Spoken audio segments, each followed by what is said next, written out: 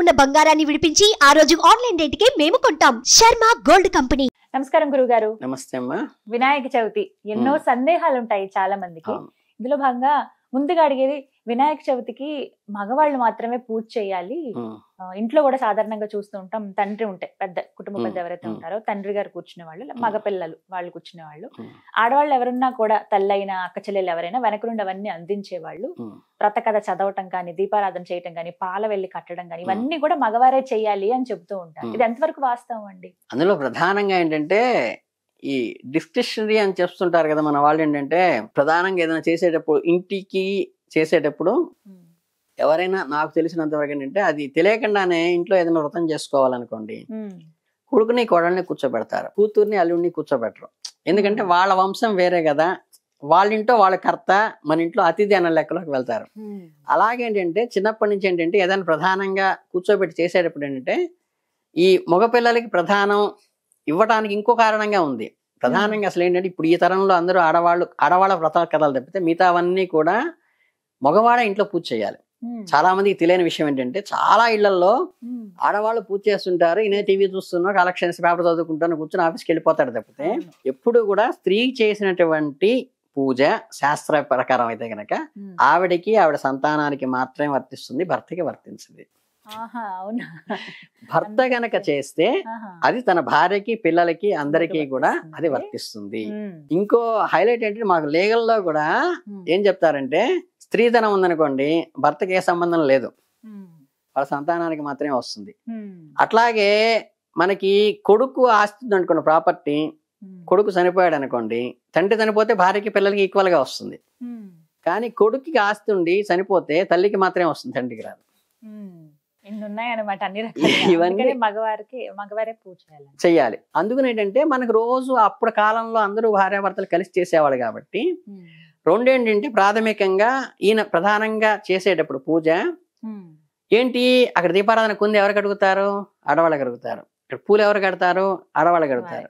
అక్కడ నివేదన ఎవరు చేస్తారు, అన్నివన్నీ ఏంటంటే వంటింట్లోంచి ఆవిడ అన్ని అందిస్తూ ఉంటుంది. కాబట్టి ఇది చూస్తారు పిల్లలు. అంటే నాన్నగారు పూజ చేస్తూ ఉంటే అమ్మ అన్ని అందించడం అనేది చూస్తూ ఉంటారు. కాబట్టి వీడు దాన్ని ఇమిటేట్ చేయాలన్న ఉద్దేశమో, లేకపోతే ఏంటంటే, అమ్మాయి నేను కూర్చుంటా, పాప నువ్వు అది తీసుకురావే, ఇది పెట్టవే అంటే ఏంటంటే, వాళ్ళ నాన్నగారు వాళ్ళ అమ్మని ఎలా చేశారో అంటే ఏంటంటే మనకి పురుషాధిక్య ప్రవచనం మొదటి నుంచి వస్తుంది ఇదంతా ప్రధానంగా. అందుకని ఏంటంటే వీడి కూడా వాళ్ళ అమ్మ నాన్నగా అలాగ చేసుకోవాలి పిల్లలని చెప్పేసి, ఈ అమ్మాయి వాళ్ళ అమ్మలాగా అన్ని అందివ్వటం, ఆ అబ్బాయి చేయటం, ఇది అనవాయితీగా వస్తుంది తప్పితే శాస్త్రంలో ఆడవాళ్ళు వినాయకుడికి చేయకూడదని ఎక్కడా లేదమ్మా. చక్కగా ఆడవాళ్ళు కూతుని చేసుకోవచ్చు. ఇప్పుడు ఎందుకంటే పూర్వం ఏంటంటే 10 మంది 15 మంది సంతానం ఉండేవాళ్ళు కాబట్టి వర్క్ డిస్ట్రిబ్యూషన్ ఒకళ్ళు పూజ చేస్తుంటే ఇంకోళ్ళు అందించడం అనేది ఉండేది. కానీ ఇప్పుడు ఏంటంటే ఇద్దరు పిల్లలు, ఒక పిల్లలు ఉన్నప్పుడు పూర్తిగా స్త్రీ సంతానమే ఉంటుంది. విద్య అందరికీ అవసరమే, అర్థమైందా? మనం వినాయకుడి దగ్గర ఎందుకు కూర్చోబెడతాం, మన పుస్తకాలు అక్కడ పెట్టి వినాయకుడు పూజ చేస్తూ విద్య రావాలని కూర్చోబెడతాం. ఇప్పుడు గట్టిగా మాట్లాడితే మాకంటే ఆడవాళ్లే, మా ప్రతి ఆఫీస్ లో కానీ ప్రతి చోట ఆర్గనైజేషన్ లో కానీ ఆడవాళ్లే బ్రహ్మాండంగా చేస్తున్నారు, మాకంటే బ్రహ్మాండంగా చేస్తున్నారు. గట్టిగా మాట్లాడితే చెప్పాలంటే మీకు 10th క్లాస్ దగ్గర నుంచి బీటెక్ దాకా, IAS దాకా సెలక్షన్స్ లో హైయెస్ట్ గా మార్క్స్ వచ్చేది ఆడపిల్లలకే. సో ఆడవాళ్ళకి విద్య అవసరము కనుక వాళ్ళు ప్రతి దాంట్లో కూడా ముందుకు వెళ్తున్నారు. కాబట్టి విద్యలకి విఘ్నాధిపతి ఈయన కాబట్టి ఆయన పూజ చేసేటప్పుడు ఆడపిల్లలు మగపిల్లలు ఇద్దరు సమానమే. ఎక్కడ శాస్త్రంలో ఈ డీవియేషన్ అనేది ఎక్కడ లేదు. అదొకటి తెలుసుకోవాలి. వినాయక చవితి సందేహాల్లో భాగంగా పాలవెల్లి అంటే అందరూ పాలవెల్లి కట్టాలా, కట్టకపోతే ఏమన్నా అవుతుందా, ఈ సందేహం అడుగుతున్నారు. అంటే ఏంటంటే పాలవెల్లి ఏంటంటే మనకి చామరం వీచయామి అని అంటాం కదా. అంటే విసనకర్ర పెట్టి విసురుతా ఉంటాం కదా, ఛత్రం అంటారు.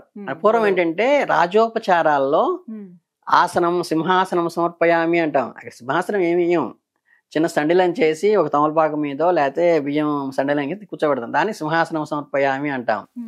అట్లాగేంటంటే మనకి ఏదైనా వస్త్రం ఇచ్చేటప్పుడు కానీ సువర్ణ కంకణాలతో అన్నిటితో కలిపిస్తున్నాం అని చెప్తాం. మీరు బట్టలు పెట్టేటప్పుడు కూడా అన్ని ఇస్తారు లాంఛనాలు ఇచ్చినట్టుగా. అలాగేంటంటే ఛత్రం అనేది ఏంటంటే ప్రధానంగా ప్రతి స్వామివారికి ఈ ఉపచారాల్లో ఒకటి. అందుకనే చిన్న గొడుగు లాంటిది కూడా చేసి పెడుతూ ఉంటాం. అలాగే ఆచ్ఛాదనార్థం అని ఏంటంటే పాలవెల్లి అనేది పెట్టి ఏంటంటే దానికి ఇవన్నీ ఏంటంటే పళ్ళన్నీ కడతారు. ఇప్పుడు ప్రధానంగా ఇదేంటంటే మా జువాలజీ వాళ్ళకి బాగా ఎక్కువ ఇంట్రెస్ట్ ఉంటుంది అనమాట. ఏంటంటే రకరకాల ఆకుల్ని రకరకాల పళ్ళని తీసుకొచ్చి ఏ మొక్క ఏంటి ఐడెంటిఫికేషన్. ఇప్పుడు ఏంటంటే చెప్తే బాధేస్తుంది కానీ వరి మొక్క ఎలా ఉంటుంది అనేది తెలియని వాళ్ళు చాలా మంది ఉన్నారు. ఓహో ప్యాడీ కూడా ఏదన్నా రైస్ మిల్ తయారు చేస్తారేమో అనుకునే పరిస్థితులు వచ్చింది. అందుకని ఏంటంటే పిల్లలందరినీ కూడా బొటానికల్ గార్డెన్ ట్రిప్స్ అని తీసుకెళ్లేవాడు పూర్వం. అన్ని రకాల మొక్కలు, అన్ని రకాల పళ్ళు ఇవన్నీ కూడా చూసి, అంటే బ్యాలెన్స్ డైట్ అండ్ సమీకృత ఆహారం అంటారు కదా, ఈ అన్ని రకాల ఆహారాలు వాళ్ళకి అందటం కోసం ఏంటంటే అన్ని రకాల పళ్ళు అక్కడ మొక్కజొన్న కండలు, బత్తాయి మొక్కలు, యాపిల్ మొక్కలు అన్ని కూడా పళ్ళన్నీ కూడా ఫ్రెష్ గా వీళ్ళు వెళ్ళి ఇప్పుడు మామూలు మార్కెట్ లో అన్ని రకాలు పెట్టేసి తీసుకొస్తున్నారు కవర్లు వేసి. అలా కాకుండా వీళ్ళు ప్రతి వృక్షాన్ని పరిశీలించుకుని చక్కగా పళ్ళు పత్రి స్వయంగా పిల్లలు కోసుకురావడం వల్ల వీళ్ళకి దీని మీద ప్రకృతి మీద ఒక రకమైన గౌరవం మర్యాద ఏర్పడుతుంది. అది తీసుకొచ్చిన తర్వాత ఆ పాల వెళ్ళికి ఇవన్నీ కడతారు.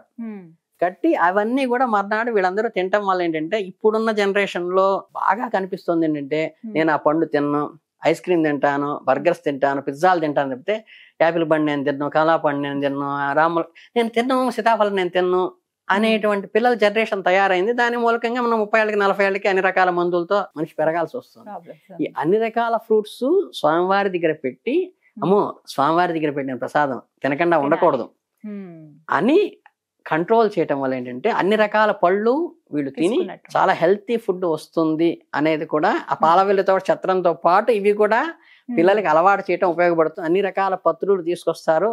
దేనిలో ఉన్నటువంటి మెడికల్ ఏదో పూర్వం ఆయుర్వేదమే ఉండదు, ఇప్పుడు అలోపతి లేదు పూర్వం.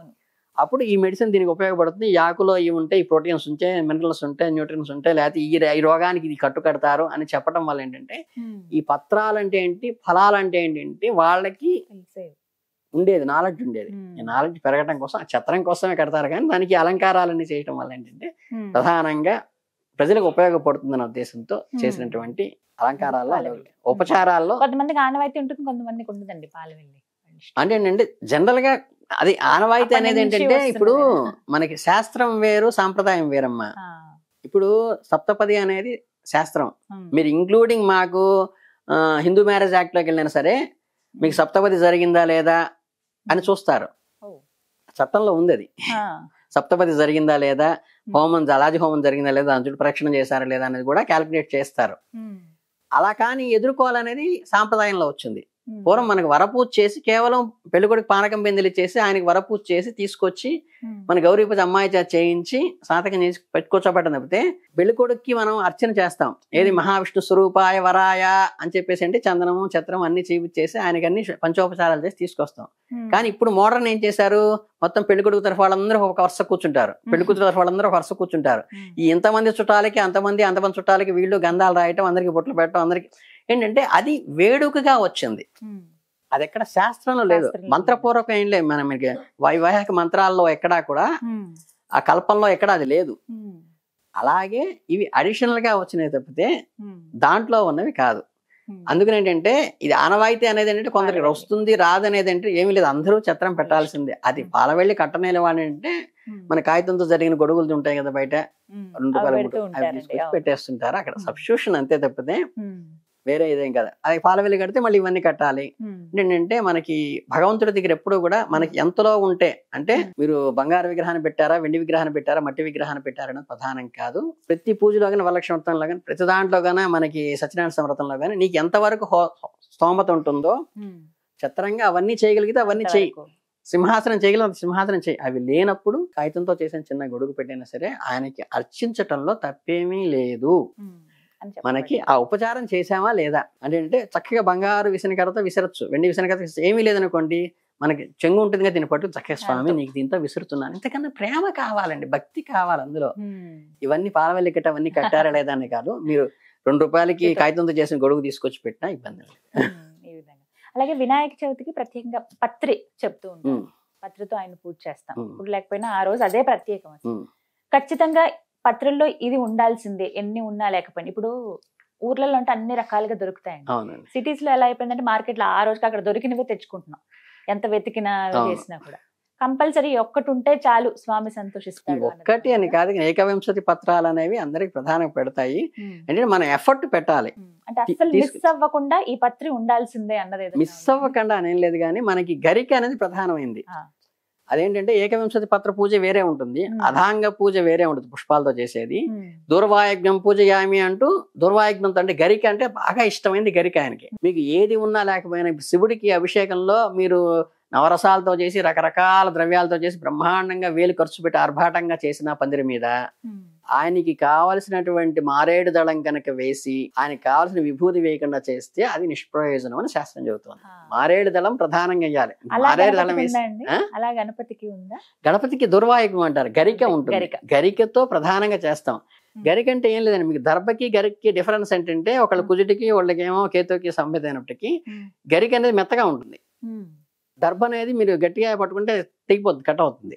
మీరు దర్భ ఈ పందులుగాలి ఇవన్నీ అర్చన చేస్తుంటారు కదా, అవి దర్భ వేరు. గరిక అనేది మెత్తటి గడ్డి కొంచెం కోసుగా ఉండేది ఉంటుంది. అంటే ఇవి మీ గరిక మీ మామూలు గడ్డి అయినా తీసుకొచ్చేసి దాని గరికతో దుర్వాయుగ్మ పూజ మాత్రం కంపల్సరీ. అది ఒకటి మాట ప్రధానంగా దుర్వాయుగ్నం అంటే గరిక మాత్రం కంపల్సరీగా ఇష్టమైన పూజ అనమాట ఆయనకి.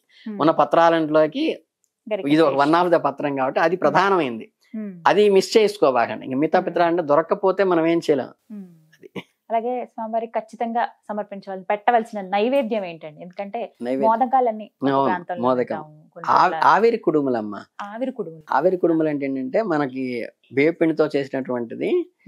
అది తెల్లగా ఎటువంటి రుచి లేకుండా మనకి గురువుకు సంబంధమైనటువంటి కందిపప్పు ఉంటుంది, దాంతో పాటు చేస్తారు, చప్పగా ఉంటుంది అనమాట. అది కుడుములు, ఆవిరి కుడుములు అంటారు. ఆ మోదకములే ఆయనకి ప్రీతిపాత్రమైన నివేదన. ఈ నివేదన కంపల్సరీ. మీరు ఈ షడ్షోపేతంగా ఎన్ని రకాల వంటలైనా చేసుకోవచ్చు, తప్పు లేదు. కాకపోతే ఏంటంటే ఈ మోదకాలు ఉంటేనే గణపతి కథలో కూడా వస్తుంది, ఉండ్రాళ్ళు ఆయన ప్రీతికరమైన ఆయన తిని తర్వాత జరిగిందని. ఇవన్నీ ఏంటంటే కనుక మీకు ప్రధానంగా మోదకం అయితే కంపల్సరీగా ఉండవలసింది. ఉండ్రాళ్లతో మాత్రం నివేదన ఎన్ని పెట్టినా అది ఉండాలి కంపల్సరీ. మీకు ఇట్లా పత్రాల్లో గనక దుర్వాయుగ్యం ఎలా చెప్పాము, ఉండ్రాల్లో కూడా చాలా రకాలు చేస్తూ ఉంటారు. ఉండ్రాల్లో పెసరపప్పు వేసి పాయసం లా చేస్తూ ఉంటారు. అది ముద్గాన్నం అంటారు. కానీ ఉండ్రాళ్ళు అంటే ఏంటంటే బియ్య పిండితో చేసినటువంటి చప్పగా ఉండేటువంటి పదార్థం. ఎన్ని పెట్టినా అదొకటి మాత్రం అది ప్రధానంగా ఉండాలి. ఏకవింశతి పత్రాల్లో దుర్వాయుగ్యం ఉంచినట్టుగా ప్రసాదాల్లో అది పెట్టే ఆయనకి వాయనం కూడా ఇచ్చేది అదే ఇస్తాం. ఇప్పుడు మీకు వేలం పాటలు వేసి పెద్ద పెద్ద లడ్ల సంగతి ఏమో కానీ ఆయన చేతిలో మోదకమే పెడతాం. విగ్రహం చూసేటప్పుడు మనకి మోదకాలే ఉంటాయి. కానీ లడ్డు ఈ ఆచారం ఎప్పటి నుంచి వచ్చిందండి అసలు? ప్రసాదం అనేది ప్రసాద వినియోగం కోసమే తప్పితే అక్కడ ఏంటంటే ఆర్గనైజ్ చేసేటప్పుడు మీకు ఎప్పుడైనా సరే ఒక స్వామివారి ప్రతిష్ఠ జరిగింది అనుకోండి, ఇవన్నీ ఏంటంటే ఈ సమాజంలో నిలబట్టడం కోసం వచ్చేది. ఇప్పుడు పెళ్లి చేసినప్పుడు మనం చదివింపులను ఇస్తాం. ఎందుకు ఇస్తాము? ఆర్థికంగా కొంత ఆయనకి టైట్ అయి ఉంటుందని చెప్పేసి 10 మంది కలిసి 10 చేతులు ఇచ్చి మేమందరం నీకు అండగా ఉన్నామని కన్యాదాతకి సపోర్ట్ చేయటం కోసం చేసేటువంటిది. అంటే అన్నదానం చేస్తే చాలా ప్రశస్తం ఉంటారు కాబట్టి ఇంతమందికి అన్నం పెట్టాడు ఇంతమందికి అని చెప్పే ఉద్దేశంతో ఇస్తారు. చివరికి అదేమైంది, ఇప్పుడు పెళ్లి ఖర్చు ఏమో 30 లక్షలు 1 కోటి రూపాయలు అవుతుంది, వీళ్ళు ఇచ్చేదేమో 16 2,000. ఆయనకేం సపోర్టింగ్ గా లేదు. అది దానికోసం పెట్టింది. అలాగే ఏంటంటే మీకు ఏదైనా మేము టెంపుల్ ప్రతిష్ఠ చేసినప్పుడు ఏం చేస్తామంటే అక్కడే ప్రతిష్ఠ అయిపోయిన సాయంత్రం కూర్చోబెట్టి అందరినీ స్వామివారికి కిరీటం ఎవరిస్తారు అంటే ఫస్ట్ ఎవరు ఇవ్వరు కాబట్టి ముందు చక్కగా నేత్రాలు, వెండి నేత్రాలు ఎవరిస్తారు అని అనుకుంటే తక్కువ అవుతుంది. ముందు టక్కన ఒక ఆయన అనౌన్స్ చేస్తారు మేము ఇస్తామండి అని. అయితే నెక్స్ట్ పాదాలు ఎవరిస్తారు కొంచెం పెంచుతాను అనమాట. తర్వాత హస్తాలు, అభయహస్తం వరదహస్తం ఎవరిస్తారు అని వాళ్ళ పేరు అనౌన్స్ చేస్తాం. అక్కడ బలానా ఆయన ఇస్తున్నారు వాళ్ళకి స్వామివారి అష్టైశ్వర్యాలు కలిగించాలని. తర్వాత నిదానంగా బంగారు బొట్టు, తర్వాత అవన్నీ వెళ్తాయి అనమాట. అలాగే ఏంటంటే ఇది కూడా అక్కడ ఆర్గనైజ్ చేసేవాళ్ళు ఎంతో కష్టపడి చేస్తుంటారు.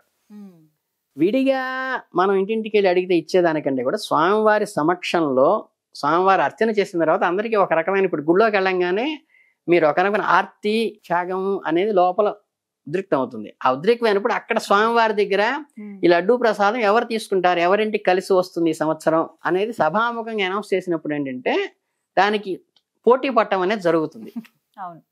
పడినప్పుడు ఏంటంటే అది ధార్మికంగా ఈ ధార్మికమైనటువంటి 9 రోజు నవరాత్రులకి కావాల్సిన ఆర్థిక పుష్టి కంటే నెక్స్ట్ ఇయర్ చేసేదానికి ఇది ఎవరిని చేయజాపకుండా స్వామివారి కార్యం దిగ్విజయంగా జరగటం కోసం పెట్టిన ఇదే తప్పితే శాస్త్రంలో ఎక్కడ లడ్డు వేలంపాట అనేది శాస్త్రీయంగా ఎక్కడా లేదు.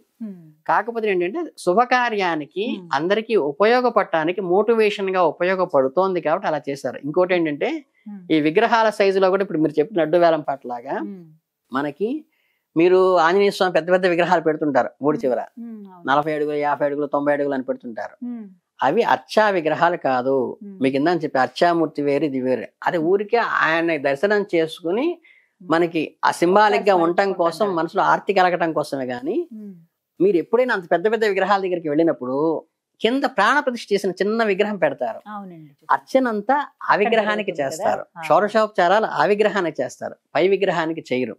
అలాగే పెద్ద పెద్ద వినాయకులు పెట్టినప్పుడు కూడా మీకు అక్కడ అర్చామూర్తి కింద వేరే ఉండి ఆయనకి మాత్రమే చేస్తారు, ఆయనకి మాత్రం ఆవాహన చేస్తారు. ఇవంతా ఏంటంటే మనకి అందరికీ తాదాత్మ్యత కలగటం కోసం, ఆర్తి కలగటం కోసం పెట్టిందే తప్పితే అంత పెద్ద విగ్రహానికి చేయరు. ఇది ప్రధానంగా ఏంటంటే ఇది మనకి వచ్చినటువంటి ఆనవాయితీల్లో వచ్చి సామాజికానికి కార్యక్రమానికి చేసిన వాళ్ళకి సపోర్ట్ చేయటం కోసం ధార్మికంగా ఏర్పడింది. అక్కడ నివేదన చేసి కింద అర్చామూర్తికి చేసిన నివేదనే ప్రధానమైంది. అలాగే వినాయక చవితి ఆ పేర్లోనే ఉంది గణపతి నవరాత్రులు అని. వీధుల్లోనో లేకపోతే ఊరికి ఒక విగ్రహం పెట్టినప్పుడు అక్కడ నవరాత్రులు చేయటం, లేదా 11 రోజులు ఉంచుతారు, కొంతమంది 21 రోజులు ఉంచే వాళ్ళు కూడా ఉంటారు. కానీ సాధారణంగా మనం వినేది గణపతి నవరాత్రులు. 9 రోజులు కేవలం బయట ఎలానేనండి, ఇంట్లో కూడా నవరాత్రులు చేసుకోవచ్చా? వీటికంటూ ప్రత్యేకంగా ఏమైనా నియమాలు ఉంటాయా? ఉంటాయమ్మా. నవరాత్రులు అనేది అంటే మనకి సంవత్సరం మొత్తం చూసుకుంటే 3 నవరాత్రులు వస్తాయి. మన చైత్ర మాసంలో వసంత నవరాత్రులను చేస్తాం. భాద్రపద మాసం వచ్చినప్పుడు ఈయనకి గణపతి నవరాత్రులను చేస్తాం. తర్వాత మన శరన్నవరాత్రులు అని చెప్పి ఆశ్వీజ మాసంలో వాళ్ళ అమ్మగారికి చేస్తాం, ఇక్కడ అబ్బాయికి చేస్తాం, తర్వాత వాళ్ళ అమ్మగారికి చేస్తాం. ఇందులో నవరాత్రులు ఏంటంటే, నవరాత్రులు ఇంట్లో చేయకపోవడానికి కారణం ఏంటంటే ప్రధానంగా మనకి ఆవాహన ఉద్వాసన 2 ఉంటాయి. ఒక విగ్రహానికి మనం ఆవాహన చేసిన తర్వాత, ఆవాహన చేయటం అంటే మనిషిని తీసుకొచ్చి కూర్చోబెట్టడం ఎదురు చైర్లో కూర్చోబెట్టిన తర్వాత టిఫిన్ టయానికి టిఫిన్, భోజనం టయానికి భోజనం, కాఫీ టయానికి కాఫీ, పవళింపు సేవ అన్నీ కూడా మొత్తం ఆయనకి ఏర్పాట్లు అంటే ఇంట్లో గెస్ట్ వచ్చి కూర్చొని చెయ్యాలి.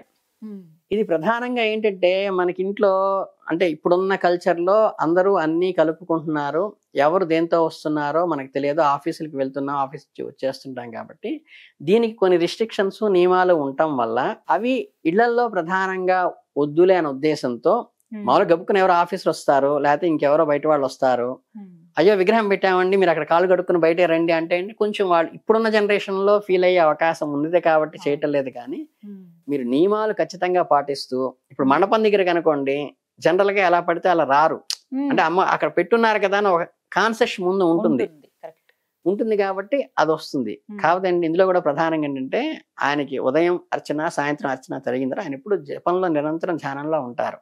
అక్కడ వేరే డిస్టర్బెన్స్ అనేది ఏవి చేయకూడదు. గట్టిగా మాట్లాడితే ఇళ్లలో కూడా ఇవి పాటించాలి.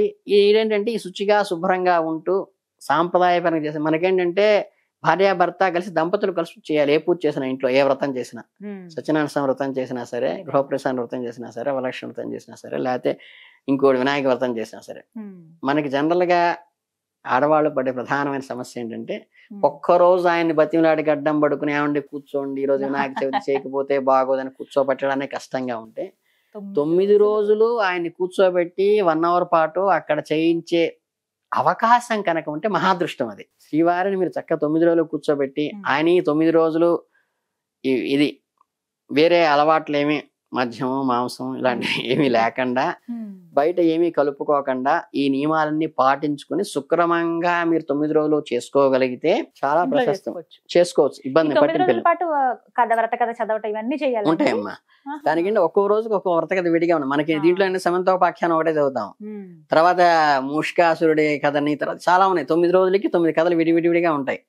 అవన్నీ కూడా ఒక్కో రోజు ఒక కథ చదువుకుని ఒక్కో రోజు ఒక నివేదన చెట్టుకుని, అట్లాగే పల్సెస్ అంటే మీకు సీరియల్స్ పల్సెస్ అని ఉంటాయి. మా అగ్రికల్చర్ డిపార్ట్మెంట్ ఐడియా ఉంటుంది. ఈ పల్సెస్ అంటే ఏంటంటే కందులు, మినుములు, శనగలు ఇవన్నీ ఉంటాయి కదా, ఇవన్నీ వస్తాయి. సీరియల్స్ అంటే రాగులు, బియ్యం ఇవన్నీ ఏంటంటే ఆహార ధాన్యాలు, పప్పు ధాన్యాలు అండి. ఈ పప్పు ధాన్యాల్లో కూడా ఏంటంటే ఈ పప్పు ధాన్యాలే ఈ నవగ్రహాలకి కూడా కారకత్వం. అలాగే ఒక్కొక్క వారానికి ఒక గ్రహం ఏదైతే ఉంటుందో ఆ ధాన్యానికి ఒక్కో దానికి ధాన్యం ఒక మూలిక ఉంటుంది కదా, ఆ ధాన్యాన్ని ఆ రోజు పెడితే ఆ దోష నివారణ అవుతుందని కూడా చెప్తూ ఉంటారు. తర్వాత కథలో కూడా విడివిడిగా ఒక్కో రోజు ఒక నివేదన అని ఉంటుంది కాబట్టి 9 రోజులు విడివిడి కథలు చదువుకుంటూ విడివిడిగా నివేదన పెడుతూ అందరికీ పంచడానికి ఆ పప్పు ధాన్యాన్ని ఆ వారానికి రిలేటెడ్ అయినటువంటి ధాన్యాన్ని నానబోసి అందరికి పంచడం అనేది ఇది ఆనవాయితీ. అది మీరు సక్రమంగా చేసుకోగలిగితే చేసుకోవడంలో ఏ తప్పు లేదు. కాకపోతే ఇంట్లో మాత్రం ఒక హస్తం సైజు ఇవేంటంటే విగ్రహానికి శిల్పానికి మీకు అంతకుముందు ఏదో వీడియోలో చెప్పారు ఏంటంటే ఇక్కడ నుంచి ఇక్కడ దాకా ఎంత ఉంటుందో ఈ సైజే ముఖం ఉంటుంది, ఇక్కడ నుంచి ఇక్కడ దాకా ఉండే సైజ్ దానికి 7 రెట్లు ఉంటుందని ఇవన్నీ చెప్పాం కదా. అలాగే మనకి ఇంట్లో ఏ విగ్రహం పెట్టినా కానీ ఈ చెయ్యి సైజులో మాత్రమే ఉండాలి. కొంతమంది ఏంటంటే అది 12 అంగుళాలని అడుగున్నర కూడా పెడుతున్నారు. కానీ మనకైతే ఈ స్పెషల్ పూజలు చేసేటప్పుడు మాక్సిమం అంతే విగ్రహాన్ని తెచ్చుకోవాలి. ఇంట్లో నిత్యం 360 ఉంచేది మాత్రం అంగుష్ట మాత్రంలో ఉన్నటువంటి విగ్రహాన్ని మాత్రమే పెట్టుకోవాలి. 9 రోజులు మీరు శ్రద్ధగా ఉండి 9 రోజులు నియమాలు పాటించి 9 రోజులు 9 నివేదనలు పెట్టి శ్రీవారిని ప్రతిరోజు కూర్చోబెట్టుకుని ఉదయం సాయంత్రం చేసే ఓపిక ఉంటే చేయగలిగితే అంతకన్నా అదృష్టం మహాదృష్టం ఇంకోటి లేదు. చేయకూడదని ఎక్కడా లేదు. ఈ విధంగా అయితే చేయొచ్చు. వినాయకుడిని మనం ముందు రోజే తీసుకొచ్చి పెడుతూ ఉంటాం, లేదంటే ఆ రోజు వెళ్ళి కొనుక్కుని తెచ్చుకుంటాము. అక్కడ పూజలో పెట్టుకునేటప్పుడు వినాయకుడు ఈ రూపంలో ఉంటేనే మంచిది అని అంటూ నియమం ఏదన్నా ఉంది? ఎందుకంటే రకరకాలుగా చూస్తాం ఆ గణపతిని. అంటే మామూలుగానే దైవికంగా ఉన్నటువంటి శివలింగాన్ని ఆలింగనం చేసుకున్నట్లుగా కొంతమంది కృష్ణుడి రూపంలో పెడుతుంటారు, కొంతమంది బాలరాముడి రూపంలో పెడుతుంటారు, వెంకటేశ్వర స్వామి లాగా వినాయకుడిని పెడుతూ ఉంటారు. ఇలా రకరకాలుగా ఉంటుంది. అసలు ఎలాంటి గణపతిని పూజలో పెట్టాలండి? మనకి అదే మీకు చెప్పేది అంటే మనకి ఇంట్లో పెట్టుకునేటువంటి గోడ మీద ఉండేటువంటి రూపాలకిను అర్చారూపానికి డిఫరెన్స్ ఉంది. అర్చారూపంలో సిద్ధ గణపతి అంటారు. మీకు ఈ 16 రకాల గణపతులు సిద్ధ గణపతి అని ఉంటారు కదా, ఈ రూపాన్ని తీసుకొచ్చి పెట్టుకోవాలి. అది కూడా ఏంటంటే మనకి మన్నుతో చేసినటువంటిది మట్టి గణపతిని చేసుకొచ్చి పెట్టాలి.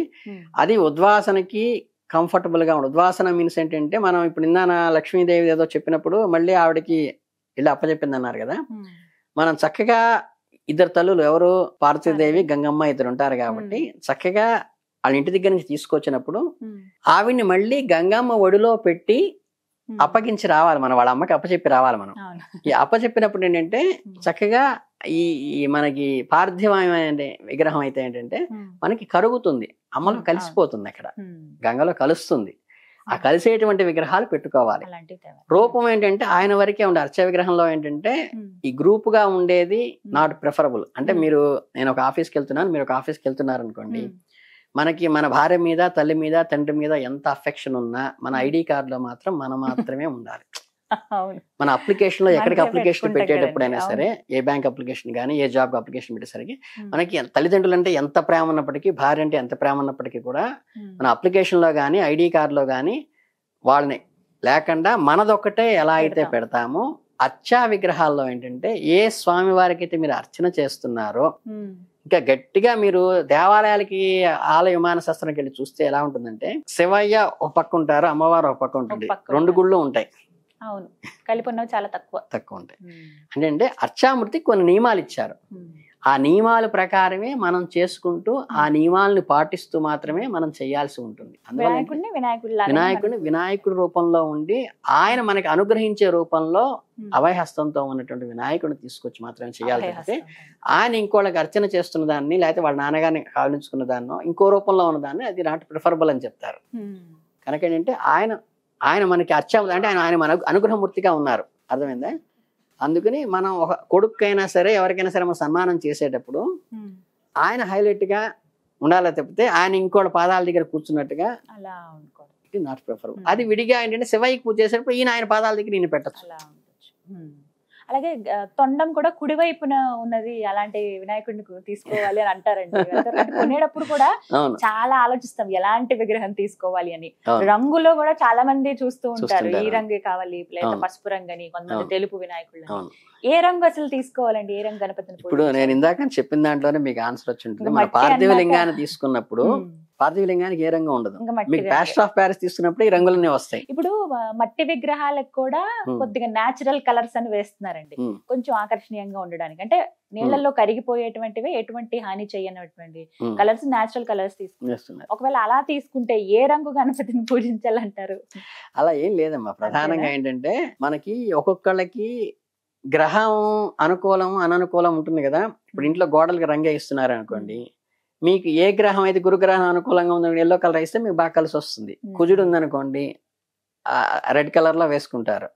అలా ఒక్కొక్కళ్ళకి బుధుడు వాళ్ళ గ్రీన్ కలర్ వేస్తారు. అలా ఏంటంటే మనకి మీకు గ్రహానికి మామూలుగా చెప్తుంటారు, మీకు ఈ కలర్ కలిసి వస్తుంది, ఈ గ్రహం మీకు అనుకూలంగా ప్రతికూలంగా, మీరు ఇట్లాంటి బట్టలు కట్టుకోండి, ఈ రంగు వస్త్రాలు ధరించండి, ఈ రంగు కర్టెన్స్ పెట్టండి, ఈ రంగు గోడలు పెట్టండి అని ఎలా అంటారో, ఇక్కడ ఏం చేశారంటే దాన్నే అక్కడ ఇంప్లిమెంట్ చేసేసి, అంటే దాన్ని అలా చెప్తూ మీకు ఈ రకమైన గ్రహానికి అనుకూలంగా ఉంది కాబట్టి ఈ గ్రహమైన వస్త్రాలు, ఈ గ్రహమైన ఇంట్లో కర్టెన్స్, ఈ రకమైనటువంటి గోడ రంగు వేసుకోవాలి కాబట్టి విగ్రహాన్ని కూడా ఆ రంగులో తెచ్చుకోండి అన్నారు. అది ఎక్కడ దాకా వెళ్ళిందంటే ఈ చెప్పడం కంపారిజన్, మీకు నవగ్రహ దానాలు చేసేటప్పుడు కూడా ఈ కందులు మినుములు ఇవన్నీ పోయినాయి. ఈ ఎర్రగా ఉన్న కాయలన్నీ కుజుడు దోషానికి నివారణగా ఇచ్చుకోవచ్చు, ఆకుపచ్చగా ఉన్న కాయలన్నీ బుధుడు దోషానికి ఇచ్చుకోవచ్చు. అంటే ఏంటంటే ఈ గ్రహానికి ఏదైతే వర్ణం ఇచ్చారో ఆ వర్ణంలో ఉన్న ఫలాలు ఏది ఇచ్చినా సరే ఆ గృహ దోషం పోతుంది అనే స్థితికి వచ్చినాయి. అంటే ఏంటంటే ఇది పారమార్థికము, ఐహికం అని ఉంటాయి. ఐహికానికి సంబంధించి చేసుకునేటప్పుడు ఈ కట్టెలను కట్టుకోవడం కానీ, గోడకి రంగులు వేసుకోవడం కానీ, మన వస్త్రాలు ధరించడం కానీ అనేది మన గ్రహానికి అనుకూలంగా పెట్టుకుంటాం. ఇది దైవికమైంది, పారమార్థికమైన దాంట్లో మన ఈ గ్రహ జపాలన్నీ లోయెస్ట్ క్యాడర్, అంటే అది హయ్యర్ క్యాడర్. అక్కడ చేసేటప్పుడు దీన్ని వర్తించాల్సిన అవసరం లేదు. లేదా మీకు ఏదైనా లక్కీ కలర్ ఏది ఉంటుందో అది తెచ్చుకోవచ్చు, ఇబ్బంది లేదు. కానీ స్వామివారికి ఇది అదే అనే ఉండదు, అన్ని వర్ణాల వాడిని సమానంగా చూస్తాడు ఆయన, సరిపోతుంది. ప్రకృతికి సంబంధించిన ఆయన కదా, అన్ని ప్రకృతివే మనం చూస్తాం కాబట్టి అన్ని రంగులు చేసుకోవచ్చు. ఇంకోటి ఏంటంటే గట్టిగా మాట్లాడితే మీకు చక్కగా తెచ్చుకుని మీరు చక్కగా ఆ చక్క నామం దగ్గర ఒక మంచి బొట్టు బెళ్ళం పెట్టుకోవటం, తర్వాత చక్కగా కంటి చుట్టూ ఇలా రంగులు అద్దుకోవటం, తర్వాత ఇలా మీరు అలంకారం వస్త్రం కట్టినట్టుగా ఒక డిజైన్ తో పూసలతో చేసుకోవటం, ఇలా మీరు చేసుకుంటే అదేంటంటే స్వామివారికి సేవ చేసిన పుణ్యం వస్తుంది. ఎవరో చేసింది కొనుక్కురావటం కాకుండా సేవ చేసిన పుణ్యం వస్తుంది. ఇప్పుడు చూస్తున్నా అసలు పసుపు కొంచెం మైదా పిండి వేసి చేస్తూ ఉన్నారు చాలా మంది. అలా చేసుకుంటే ఏంటంటే మీరు ఆ ఫలితం మీకు వస్తుంది, శుభ ఫలితం వస్తుంది. కాకపోతే ఎవరో అలంకారం చేసిన దాన్ని బాగా కళగా ఉండాలి. మీరు విగ్రహంలో చూడాల్సింది ఏంటంటే ముక్కు, చెవులు, కళ్ళు అన్ని కూడా ఎక్కడా కూడా అవి పాడైపోకుండా ఉన్నవి ఉండాలి. దృష్టి కూడా అమ్మవారికి లాగా ఇట్లా రౌద్రంగా కాకుండా మన శాంతంగా ఉండేటువంటి ఫేషియల్ ఎక్స్ప్రెషన్ ఏదైతే ఉంటుందో చక్కగా చిరునవ్వుతో ఉన్నదాన్ని అది జాగ్రత్తగా చూడండి. కలర్ కంటే కూడా మనకి ఒక రకమైన బ్లెస్డ్ గా ఉండేటువంటి రూపాన్ని జాగ్రత్తగా చూసుకుని ఆ రూపాన్ని మాత్రం తెచ్చుకోండి. ఎక్కడైనా గబుక్కునేవి డ్యామేజ్ అనేవి కాకుండా తెచ్చుకోండి. చాలా సందేహాలు అన్నిటిని నివృత్తి చేశారండి వినాయక చవితికి సంబంధించి. ధన్యవాదాలు గురుగారు. చాలా సంతోషం.